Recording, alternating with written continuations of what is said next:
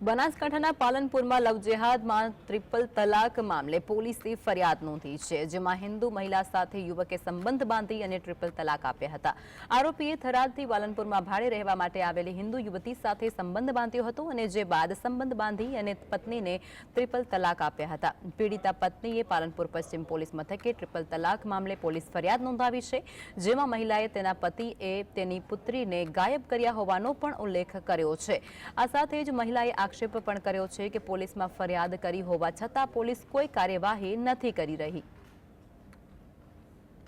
મારા દાગીના બીજે તોડફાડ કરી અને મને મારી કૂટી મને 3 વખત મારા આદમી પાસે એણે પરવીનાએ મને તલાક દેવરાવી અને મારી છોકરી લઈ છીની અને ત્યાંથી ભાગી ગયા અને મારે 1.5 મહિના જેવું પ્રેગ્નન્સી હતી અને મને પેટ ઉપર લાત મારીને કહી દીધું કે હવે તારા પેટમાં બાળક છે ને એ મારી નાખીશ કે અને તને હવેથી જિંદગી જીવવા નહીં દઉં અને તને બી ધંધામાં લગાડી દઈશ। આવી રીતના કહીને બંને 2 જણા ભાગી ગયા અને મને મારો આદમી અત્યારે મૂકીને જતો રહ્યો એના ભેગો અને મારી છોકરી ખબર નથી કે ક્યાં એણે રાખી છે, હજી સુધી મારી છોકરીનો પત્તોય નથી।